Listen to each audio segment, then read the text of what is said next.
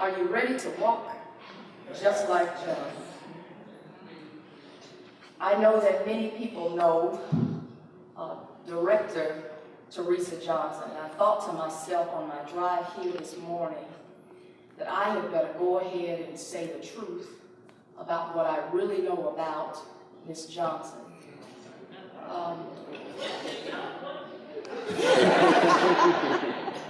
I don't know if I'll ever get this opportunity again.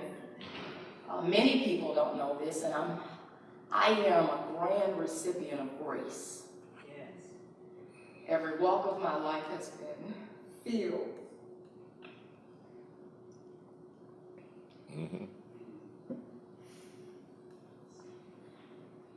with God's grace.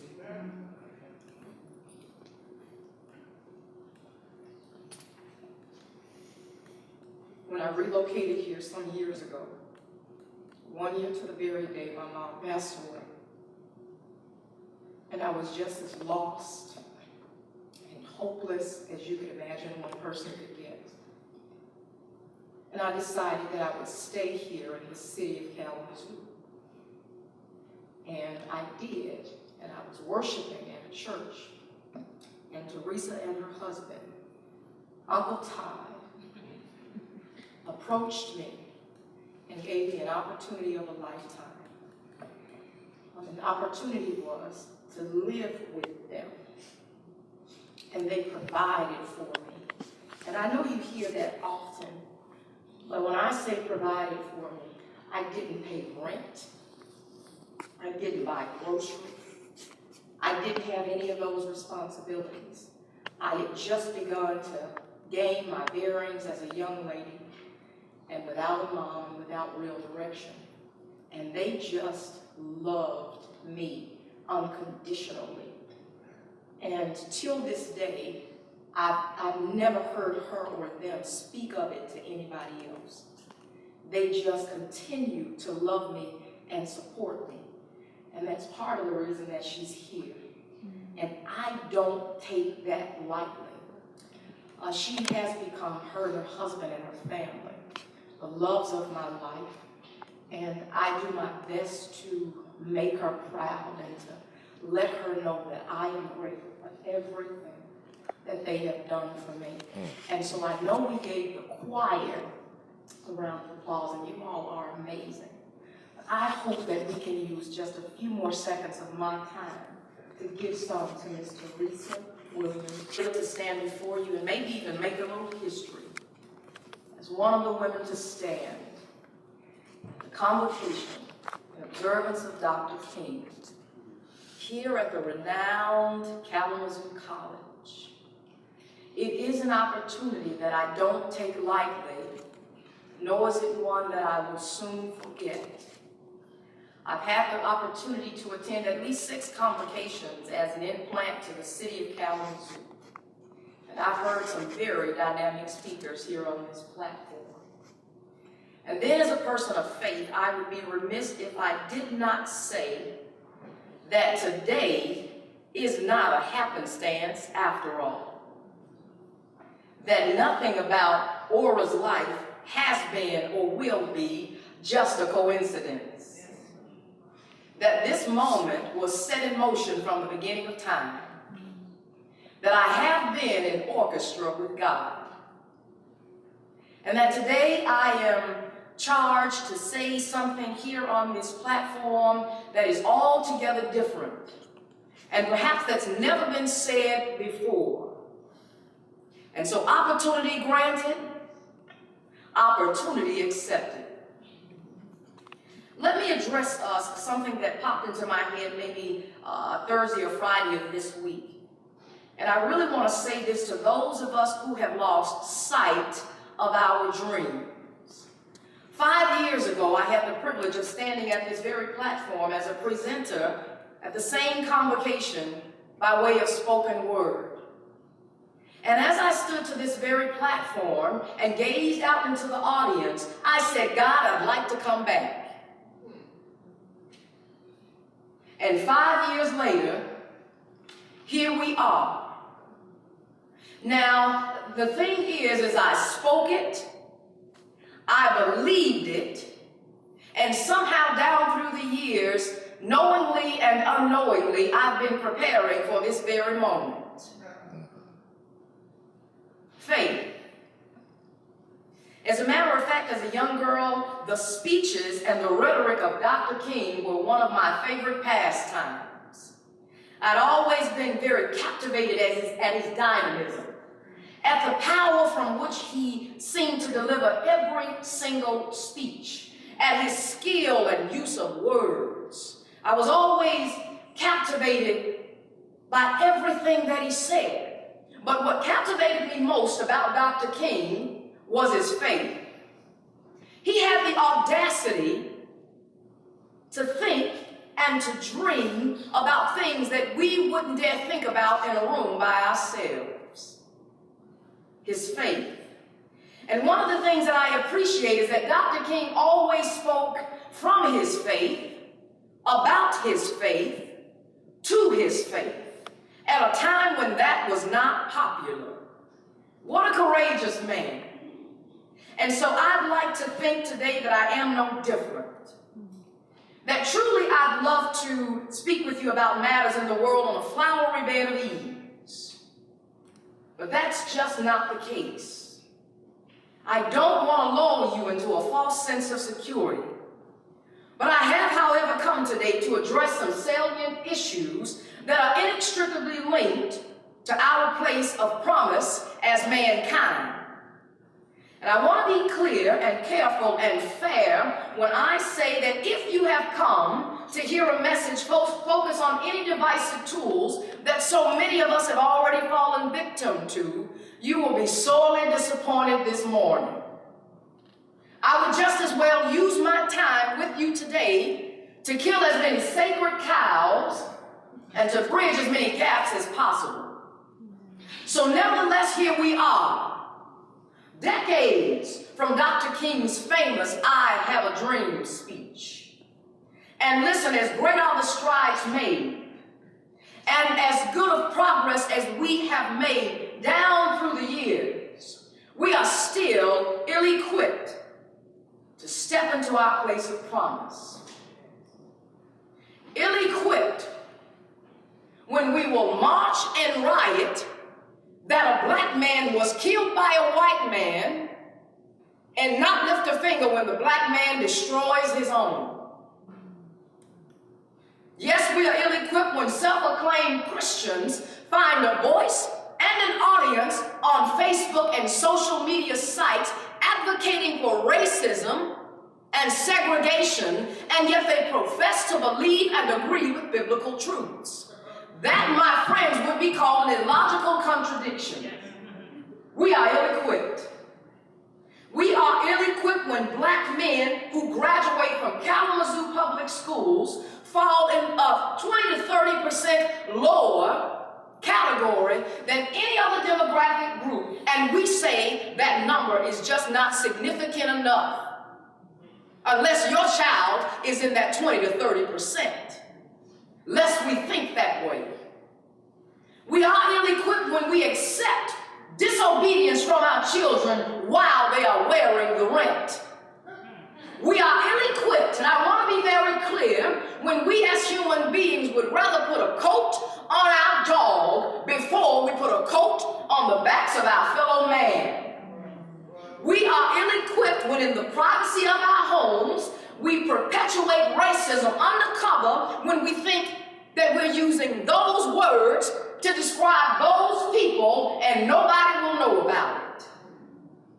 Yes, we are ill-equipped, as Kalamazoo's poverty rate for those under the age of 18 are a staggering 53%, matching that of the largest city of Detroit. Ill-equipped. We are ill-equipped when down in your hearts there's a cowardly appeal to keep one group out while another group is counted in with the assumption that it has no impacts on me and mine. We are ill-equipped. I did say opportunity given, opportunity accepted. I would imagine that many of you are thinking it's not nice for that pretty lady to be saying all these kinds of things at this very auspicious occasion. I hope it is okay to remind you that I understand that with my authority to speak to you in love today, I also have the responsibility to speak truth. That all of us, that all of one, in the absence of the other, is hypocrisy. We cannot have love without the truth. And I want to be sure, with respect for your opinions, that we have to begin to call it as we see it. And since I cannot see your heart, I've been looking for your hands. I assure you that when your heart gets convicted, your hands will automatically find themselves something to do. And something that does not benefit yourself, but for the sake of others. That, my friends, would be called progress. Speaking of progress, Dr. King said to us that if we are to go forward, we must actually go back and rediscover those precious values. That all reality hinges on moral foundation, and that all reality has spiritual control. In sharing Dr. King's quote, and in lieu of these precious values, I'd like to guide your imaginations to an old story. I'm talking to the dreamers in here, and perhaps you've heard this story before. There was a leader of a group called the Israelites, and his name is Joshua. He had been given specific instructions from his commander-in-chief explaining how to cross what we call the Jordan River. Now, in order for those who were following this Joshua to enter into their place of promise, there were very specific instructions they could not err from. As a matter of fact, without these very calculated instructions, they had no direction and would run the risk of wandering and being lost again. Let me share a little context before we give you any more content. I mind you that the Jordan River wasn't just any old river. It wasn't like, the Kalamazoo River or the Galesburg River. No, the Jordan River stood some 20 to 30 feet high and some 150 feet wide. And yet under Joshua's direction, they were about to cross it on foot. And at the time of the crossing was also a time when the waters of the Jordan were troubled. The waters were moving really fast. They were at flood stage. As a matter of fact, they were in over their heads. And there was no, Coast Guard rescue cutters to sweep in and provide them with safe passage. All they had was a word of direction and some faith. There's that word again. That story might not resonate with some of us, so let me try to put this in layman's terms. We are in over our heads. And let me prove it to you. In the news just this week, acts of terrorism are rampant in the streets. Racism and ignorance, which are one and the same, by the way, plague our media to no end. In education, children in this United States rank as one of the lowest in this, the greatest nation in the world. Levels of poverty across our country are at an all-time high. Drugs and guns are purchased at a much greater frequency than books for public schools. Our government has discovered a need to build more prisons than institutions of learning. And more spiritual leaders than ever before are bending the truth instead of their knees to stretch out a paycheck. We are ill-equipped. My friends, it is our moral compass as a race of people that needs to be reset. We are in over our heads. We've become so entangled in race and wars and agendas that have kept us running in circles with no progress, hating one another and shedding innocent blood. Sounds to me like we need a little direction. And in all of these instances, no man can afford to be an island. We need your hands, all hands on deck. Since these are our schools, this is our community, these are our children, and subsequently these are our problems. And every one of us as individuals, and especially collectively, have to face certain difficulties, or like the children of Israel, rivers in our lives that we will have to cross in order to experience everything that has been promised to us. There is no such thing as that's not my problem anymore. And today, I've come with an idea. What if we decide to cross our Jordan together? The late Sandy F. Ray, who was a dear friend of Dr. King and a talented preaching enthusiast, gave us very insightful writings describing how the crossing of the Jordan was different than the crossing of the Red Sea.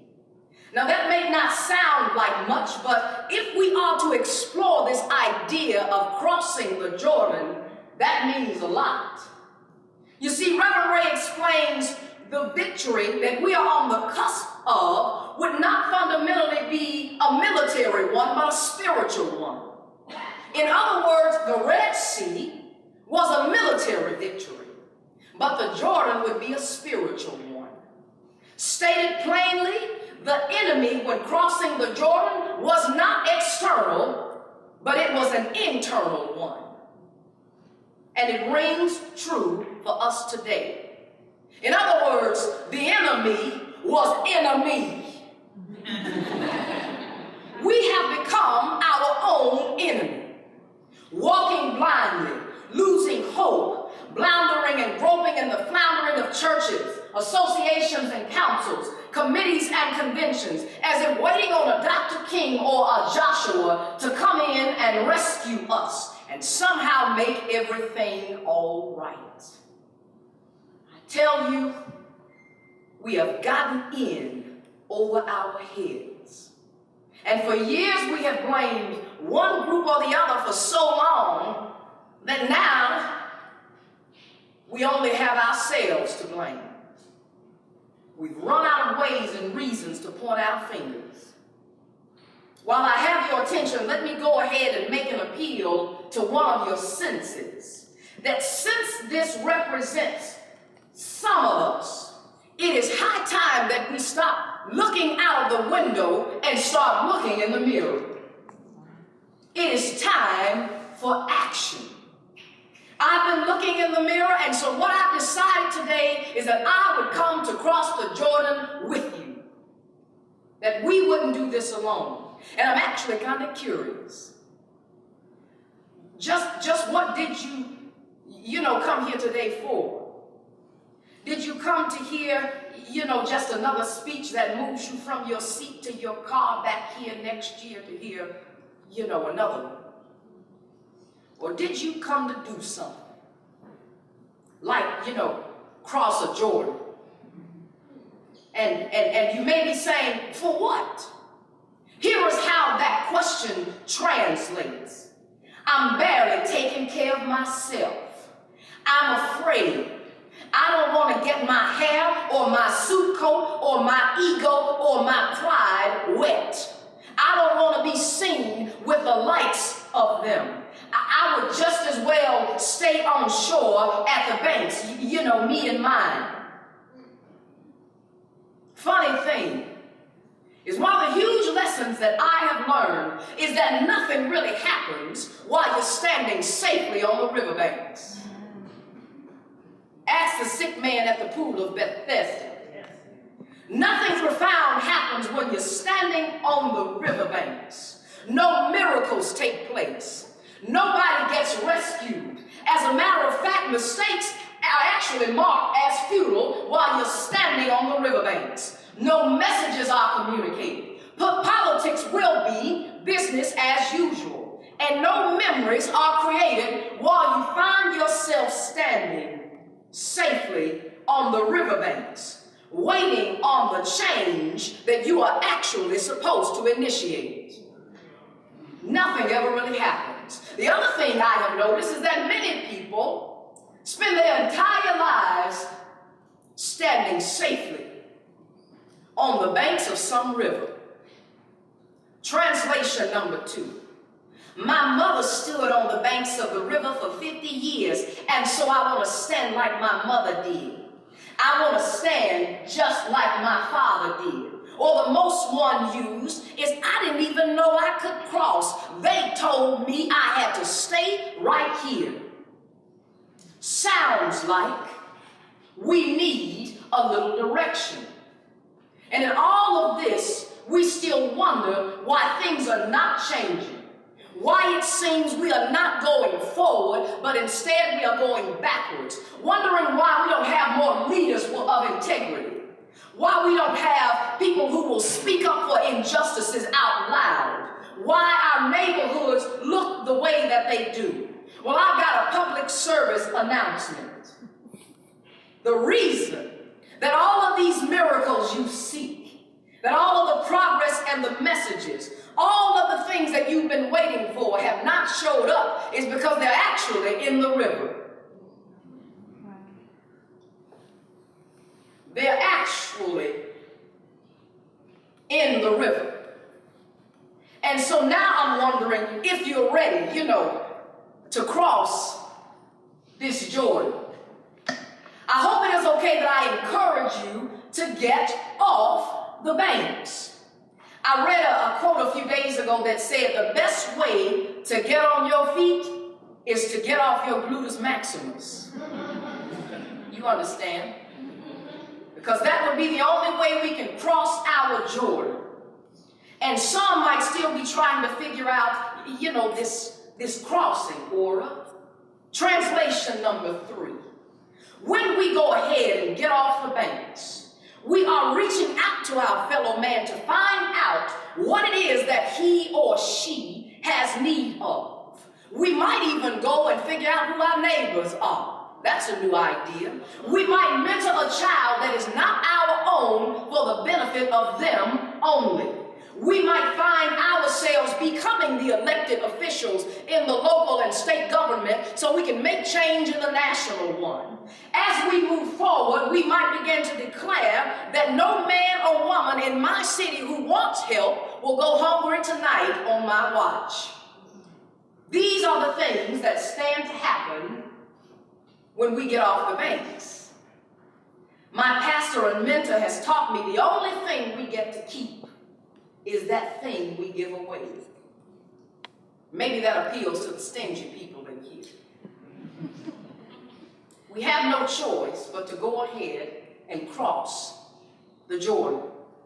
Now, if we revisit this story, that's exactly what Joshua discovered. That his assignment was to provide visionary and directional leadership to this group of people who had been wandering for some 40 years. Now, what's interesting here is that wandering, can become a way of life. Where you're searching for everything in no particular direction. And we've seen it, this wandering. Our young men of every color walking the streets, showing their derriere, looking for someone to provide a little direction without your judgment. We've experienced it when we drive past the gospel mission, wondering day after day what goes on inside of that place instead of stopping. When we sign in to social media to see people disrespecting one another, and then we shake our heads in disgust as if someone has forced us to watch it. We've seen the wandering. I submit to you today that we are even those who wander. One writer said, "He who aims at nothing will usually hit it dead on the head." That's unless, of course, you have some direction. It's safe to say that all of us, and again, collectively as a body, need a definitive sense of divine direction. And the only way the spirit of wandering is shattered is by a definitive sense of divine direction. And so maybe that raises the question, in the absence of a Dr. King and of Joshua, where do we get our direction? And this is a good place to point out some facts. So far, we have taken direction from the media. So far, we have sought direction from our political officials. So far, we have turned to the government. So far, we turn to the educational system for assistance. So far, we have met with those who have old money for a little wise counsel. So far, we have marched again on Washington. So far, we have lobbied at the courts of the Capitol. So far, we have sacrificed our children. So far, we have blamed one another. So far, we have forsaken our covenants. So far, we have pushed agendas based on color. So far, we have fortified businesses and structures where injustices take place openly and freely on a daily basis. All of this in the name of direction and while standing safely on the banks of the river. And so far, no good. But the question remains, just where do we get our direction? Well, there are a couple of places. First, if we go back to Dr. King's precious values, that all reality hinges on moral foundation and all reality has spiritual control, there alone in itself is a tremendous sense of direction. I submit to you today that we will always find our direction in the same places that Dr. King and Joshua found theirs. And if I remain in the faith, I am charged to at least share where that direction comes from. Fortunately, you don't have to go looking for anything. I have come with the answer on today.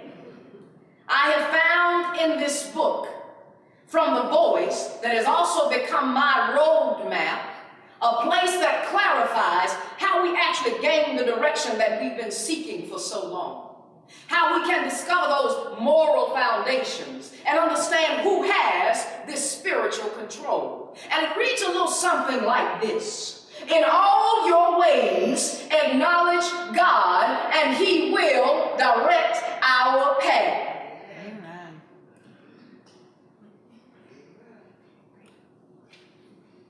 Now, I know that some of you are probably looking for an equation from, maybe Pythagoras or Isaac Newton.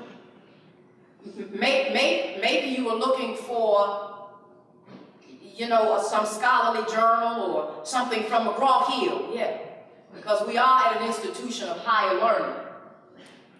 And maybe it is in these places, but remember, we tried it already, and to no avail. Let me appeal to the scholar in you then. I think it was Einstein who said to us that we cannot change a problem with the same level of thinking that created it. And I believe if Dr. King were here today, the esteem of his faith over anything else would yield a similar, if not the same answer, since his faith was subject to his God. That's just the direction, for those of us who are interested in crossing this Jordan. And I want to be sure that you understand that instructions lead to understanding. With that in mind, I can assure you this will not be, an easy crossing. These are not words that are spoken to you in a time of peace. I get that. But instead, they are shared now while trouble is on the move, while the waters are moving fast, while the waters are above our heads. And our troubles today, ironically, are no different than the troubles of those who were following Joshua. They also had delays and setbacks and discouragements. But they got off the banks of the river still. And what would make them do such a thing when the waters are moving so fast? Well, I did share that Joshua and those who followed had a set of prerequisites that they had to follow in order to cross the Jordan. These prerequisites were not for naught. They were to provide comfort, assurance, and an appointed time for the crossing. Go back to our story and you will find that even thousands of years later, we are no different. That our prerequisites are also things we must do in anticipation of the crossing of our Jordan to obtain everything that belongs to us. If you are all in, and if you are genuinely wanting change and are ready to cross the Jordan, the prerequisites begin right here and right now as you search yourself to make sure your head and your hands are clean, that our motives towards one another and against injustices are pure, and that we're doing the right things and doing these right things for the right reasons so that nothing gets in the way. That we love one another, that we support one another, not just today, but every day. That our conscience is free of wrong thinking.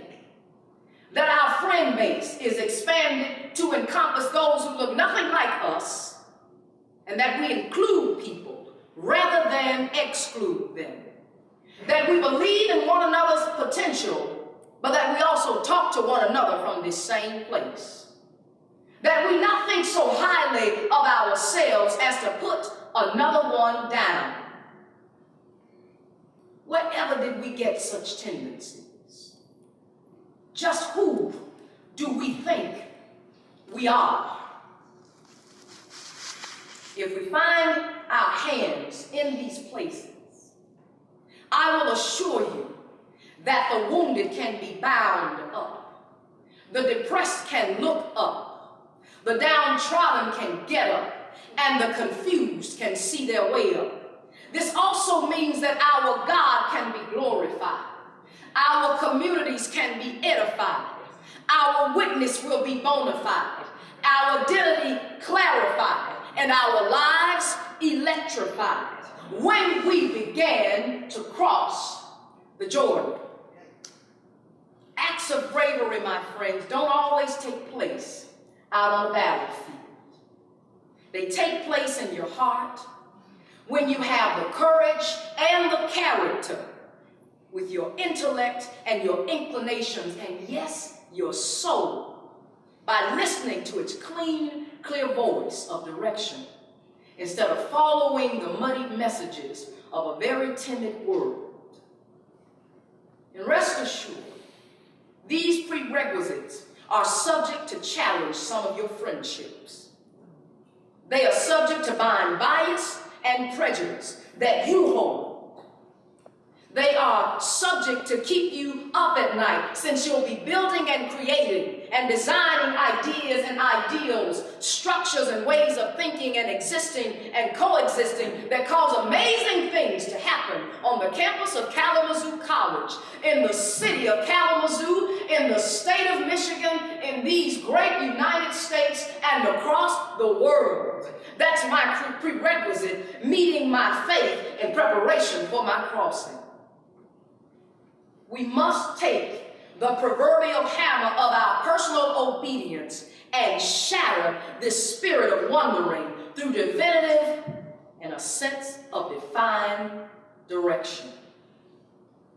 Deciding which direction is going to dictate our life and contour our outlook. That nobody gets to leave here without taking something on. And I feel pretty sure, as I look out in this audience, that you already know what to do. And I hope it is okay today that I call you my friend. Because friends help you put a little bit more dew on your nose. I want to know today if you are ready to cross this Jordan. Better yet, I'm curious to know if you're ready to cross the Jordan with me. I need you. You need me. We're all a part of God's body. Stand with me. Agree with me. We're all a part of God's body. It is His will that every need be supplied. You are important to me. I need you to survive. I need you. You need me. Help me sing. We're all a part of God's body. Stand with me. Thank you, Lord. Agree with me. We're all a part of God's body. It is His will that every need be supplied. You are important to me. I need you to survive. You are